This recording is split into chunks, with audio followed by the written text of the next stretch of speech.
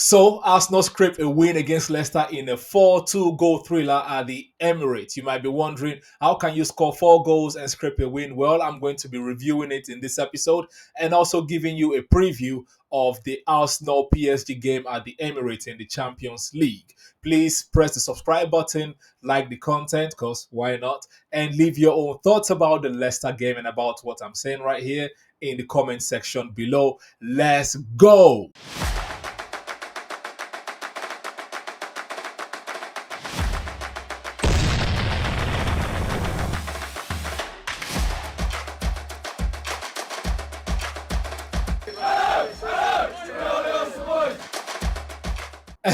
So ladies and gentlemen, welcome to another episode of Daaaft. Hope you're having a beautiful and fantastic day because it was a tenth game against Leicester, right? Even though we won 4-2, the scoreline does not say what the game really was because a lot of Arsenal fans were panicking like throughout the 90 minutes of the game. So let's start with Leicester.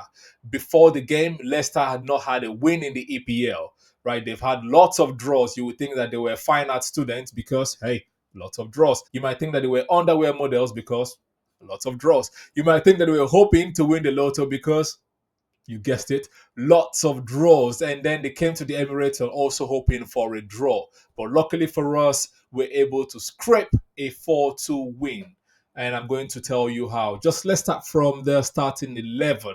The starting 11 was an alright starting 11. I think that's the starting 11 everyone would have predicted Arteta was going to pick. Now, how the starting 11 panned out on the day, hey, it's a different matter, right? Because Leicester set up in a 4-5-1 defensive shape.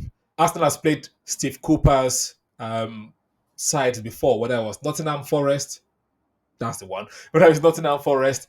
We've played them before, and we know that he sets up tight, very, very compact, and tried to hit us on the counter, and which is what they did. The first half, we had lots of chances.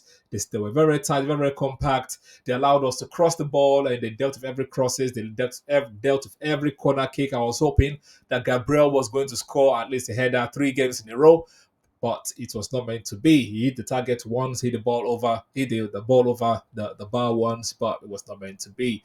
But yeah, so it took us a while to break them down. I was screaming at my TV each time Martinelli got the ball because I was like, "You can do better, Martinelli." I don't know what happened to Martinelli because he forgot how to cross, he forgot how to square the ball to an Arsenal player. When he meant to shoot, he was basically hitting another Leicester player. But luckily for him, he got a goal in the 19th/20th minute, and it was I would say, a scuffed goal. But it doesn't matter because this is the first time he scored apparently in 20 games. Martinelli has not scored a goal for Arsenal since March 2024. That is not a good statistic, but hopefully the goal is going to help give him confidence going forward and he can start doing what Martinelli does best, which is to shoot, because a lot of people will say Martinelli is one of the best strikers of the ball at Arsenal, but that has not showed in a long, long time. But he hit the target, he scored a goal. Hey, like what else can I say?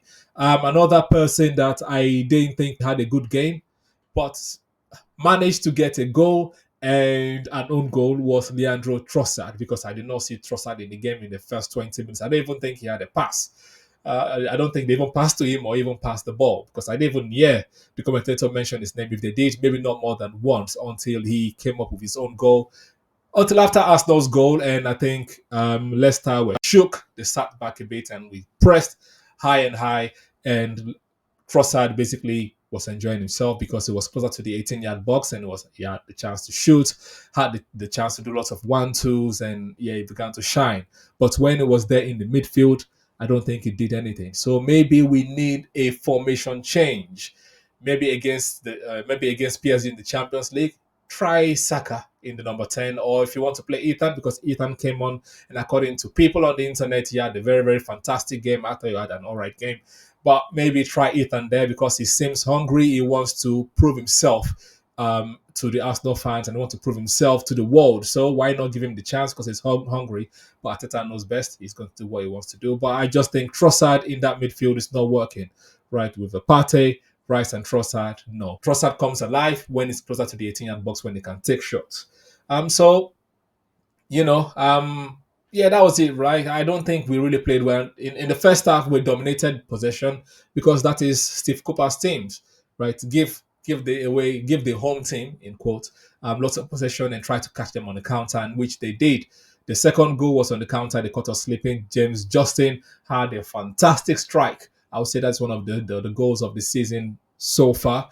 And the first goal, we were caught snoozing, right? Even though you can say it was a deflection from Havertz, we're good at defending set pieces. I don't know what happened there. Like I was just there looking at the TV and boom, there was a goal. I didn't see that coming. And it took us a long time to score the third goal, right? Because they defended, they came for a draw. Like I said, they were final students, they came for a draw, and we kept shooting, huffing, puffing, but nothing was happening. As a matter of fact, one of Ethan's first action in the game was to shoot and force a save against, is it Hemistan? I'd have forgotten the Leicester goalkeeper's name, but that guy had a very fantastic game. I would have given him man of the match, but with the way that he was saving, as I'm an Arsenal fan, yes, I was impressed, but I was hoping that we were going to win, and we did because he scuffed a corner kick. He basically caught almost every corner kick, and the one time that they were snoozing, we actually capitalized, and Trossard got hit the ball into a compacted area, and there was one own goal, and Trossard also, sorry, Kai Havertz also scored a goal without actually doing anything. So that's why I said we scraped the win because, yeah, we'll take the win. Obviously, 3 points is important. As an Arsenal fan, we want to take the win. We're closer to Manchester City now.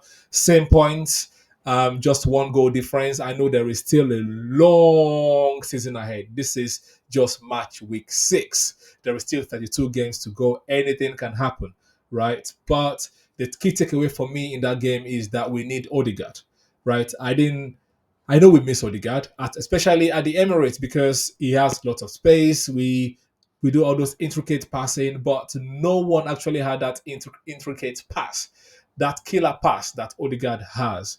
Right, we are passing and passing and passing and passing and passing, left to right to left, left to right to left, but nothing was happening. No creativity. Saka obviously had a role to play in the game in Martinelli's goal, right? The key pass to Timber, I think, or Calafiori, one of the above.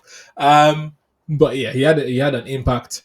But overall, there was no creativity. Even when Ethan came, there was still no creativity. So that might be a problem for us, right? If Odegaard is going to be injured for 3 months, we need to find a different way of playing. I believe Saka can play there, which takes us to the PSG game. Oh no, before we do the PSG game, let me do my quick player rating. I'll say performance, I'll give a 6 out of 10.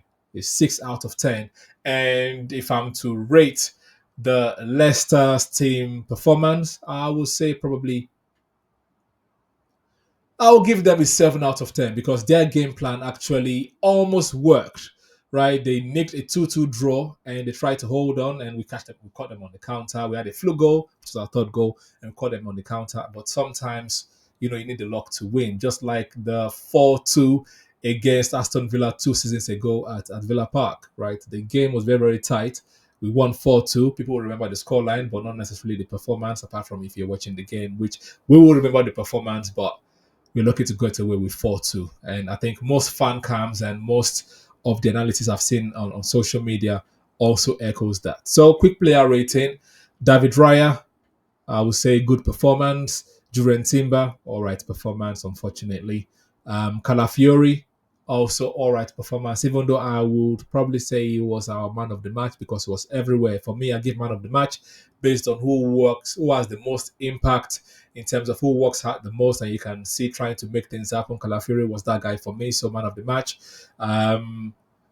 Gabriel, Stone Cold Magalhaes, and William Saliba, I'll say all right performance. Thomas Partey, all right performance. Declan Rice is a contender for man of the match, but he was not creative enough. He did not make things happen too much. So that's why I'm giving Calafiori, because I think Calafiori had an assist. So he gets man of the match for me compared to Declan Rice, but it's a very, very close second highest performer, in my own opinion. Gabriel Martinelli, I would say all right performance. Yes, he had the goal and he had some shots here and there. All right performance. Bukayo Saka, all right performance as well. And Kai Havertz, all right performance, even though he had a goal in the end. He didn't even do anything. The ball just ricocheted off of him. But he was in the right place at the right time. What can I say? I'm sure he's going to take the goal, which actually he did. So, all right performance for him. I'm Gabriel Jesus. I still don't trust that guy. I don't rate substitutes, but we depended a lot on the substitutes. And if not for Gabriel Jesus running a long, like almost from the middle of the park to the 18-yard box, 18-yard box, maybe Trossard would not have gotten that goal. But still, all right performance. I don't think he did anything crazy. Ethan Wanyeri, I'll say good performance. I'm not sure who the third person. Oh, Raheem Sterling also came on as well. Raheem Sterling, all right performance. The manager, all right performance for the manager. I'm sorry. You should be able to do. You have played Steve Cooper a couple of times right now. You should know his tactic. You should be able to like counter what he has in mind. You know he's going to be compact. You know he's going to want to catch us sleeping. He did that lots of times against us at Nottingham Forest. So you should have found a right way or a better way to nullify them, but it did not work. So all right performance from the manager, 5 out of 10 for him. So let's quickly look at some post-match statistics, some post-match facts before we delve into the PSG Champions League game on Tuesday evening at the Emirates. So bear with me 1 second. So here are some post-match facts. As always, I try to look at this one from Opta Analyst. I'm sure if you look at the Arsenal website, you probably see similar facts. So quickly, Ndidi's own goal was the 16th, 90th minute own goal scored in the Premier League history. And Arsenal has benefited from 5 of these, more than any other side. So, which means that we are doing something right because we are trying to win. We're trying to shoot and all of that stuff. And you know, if you shoot, there's a chance things might happen and it goes into the net, which it did. Arsenal are now unbeaten in 40 Premier League home games against promoted sides. We've won 35, drawn 5, winning each of the last 11 in a row. Kudos to Mikel Arteta. Arsenal had 36 shots in this match, their joint most on record since 2003, 2004 in a single Premier League game. Also 36 versus Sunderland in May 2017. 36 shots in this match and 4 goals. Like I said, we scraped it. Arsenal had 16 shots on target in this match, their joint highest record since 2003-2004 in a single Premier League game. Again, another reference to 2003-2004. In the last 2 episodes, a lot of statistics have been joined to 2003-2004, which is the invincible season. What does that say? Are we going to go invincible? Remains to be seen.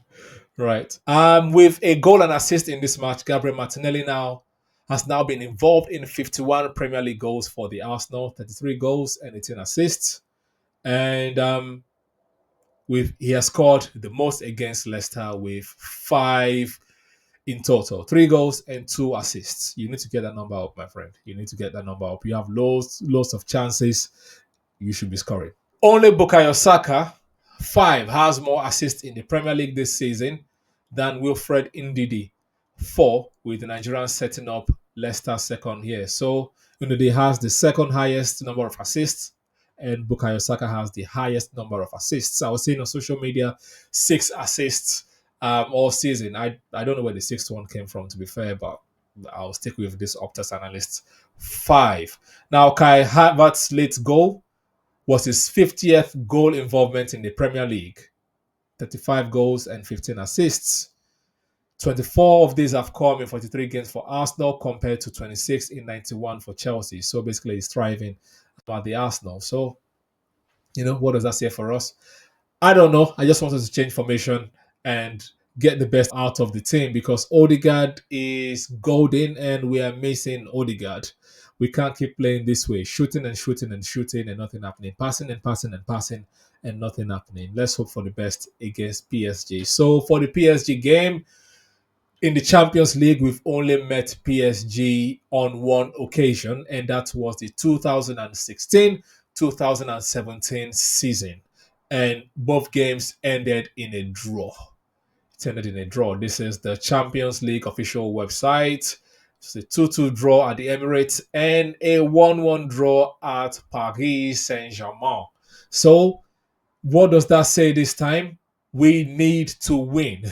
We need to win. Why do need to win? Because if you're looking at the Champions League table, this is the Champions League 2024-2025 table. Arsenal right now are the 16th. We have only 1 point. Paris Saint-Germain has won one game, so they have 3 points. If we want to get to the next round, we need to be in the top seven, and we're far away. I know we've only played one match week so far. Even Aston Villa has had a win. But Liverpool has had a win. We need to be in the top seven to go to the next round. Okay, so we need to start by winning against Paris Saint-Germain. And how are we going to win? I don't know, because we don't look confident in front of goal unless we have Trossard. Put Trossard as the striker, please. I know Kai Havertz can bring down the balls. I know Kai Havertz has a good first touch. I know Kai Havertz can link up play. So does Leandro Trossard. Leandro Trossard can link up play. Leandro Trossard is good with his left foot and his right foot, and is one of the most clinical people. And he has a better shot than Kai Havertz. Kai Havertz always tries to place the ball, and more often than not, it does not go anywhere, right? I know Kai Havertz is tall and can also head the ball from the back post. He can do that like he did last season. He was coming in from deep into the 18 playing as a second striker. Why can't he do that again this season? Please play Trossard up front and maybe bring Bukayo Saka as the 10, because Saka is also creative. I believe he also played there once in a while in his under 16, under 18 days. Let him do it again for the Arsenal. If you don't want to play Saka there, play Ethan. But this is Paris Saint-Germain. They also have some pedigree in the Champions League. They've been to the Champions League final once. I know Arsenal has been there as well once in 2006. But they've been getting to quarterfinals and stuff more lately than Arsenal has. They have Dembele, he's a very, very tricky player. And they have Luis Enrique. He's also a seasoned coach in the Champions League. So I'm hoping that we can get a win, not a draw this time. We need to climb up the table. So you let me know what you think as well about the Leicester game. And I was going to say Calafiori was lucky not to have been sent off. Right. I don't know if they were overcompensating for last week's game, but hey, we are going to take the luck where we get it. But this has been Daaaft. You let me know your thoughts in the comment section below. Please subscribe to the channel and like the video, because why not? Arsenal related content. You should be liking it, isn't it? Until the next time, stay safe, stay curious, and I'm going to be giving you my own review of the Champions League game on Tuesday evening. See you then. Stay safe. I'm Dr. Toves. Cheers. Psst, psst. Oi. Subscribe. Press subscribe. Thank you.